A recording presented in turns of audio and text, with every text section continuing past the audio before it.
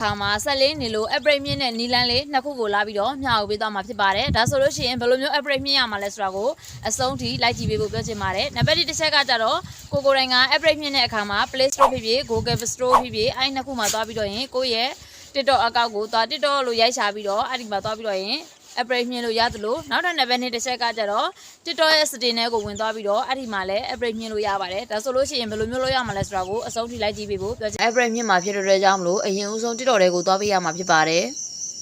TikTok တွေကိုရောက်ပြီဆိုတာနဲ့ profile တွေကိုသွားပြီးပါ profile တွေကိုရောက်ပြီဆိုတာနဲ့ဒီအပေါ်ဆုံးမှာရှိတဲ့ဒီမြင်းချောင်း၃ချောင်းလေးကိုနှိပ်ပေးရမှာဖြစ်ပါတယ်ဒီမြင်းချောင်း၃ချောင်းလေးကိုနှိပ်ပြီးပြီဆိုတာနဲ့ဒီမှာ stay and privacy တွေကိုသွားပေးပါ stay and privacy တွေကိုရောက်ပြီဆိုတာနဲ့အပေါ်နည်းနည်းလောက်ဆွဲပေးရမှာဖြစ်ပါတယ်နည်းနည်းလောက်ဆွဲပေးပြီဆိုတာနဲ့ဒီမှာပေါ့နော်ကိုယ့်ရဲ့ဆက်ကိုဆက်လေးနေတာတွေကိုတန်ရှင်းလုပ်ပြီးမှကိုယ့်ရဲ့ upgrade ညှင့်တာနဲ့အတူတူပါပဲဒါကြောင့်မလို့ဒီ free space ဆိုတဲ့စကားလုံးလေးကိုနှိပ်ရမှာဖြစ်ပါတယ်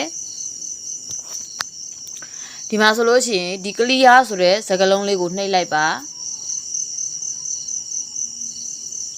ဒါကတော့ပေါ့နော်ကိုယ့်ရဲ့ TikTok အကောင့်တကယ်လို့ကိုကနေပြီးတော့တနေ့ကြည်လာတယ်တလားကြာတယ်နှစ်လားကြာတယ်အဲ့ဒီခါမှာကိုယ့်ရဲ့ဗီဒီယိုတွေအရင်များလာတဲ့အခါမှာဆက်လေးလာတယ်ဒါကြောင့်မလို့ကိုယ့်ရဲ့ TikTok အကောင့်ကိုဒါတော့ဒုတိယ upgrade တင်နေဖြစ်ပါတယ်နံပါတ်2 upgrade တင်နေဖြစ်ပါတယ်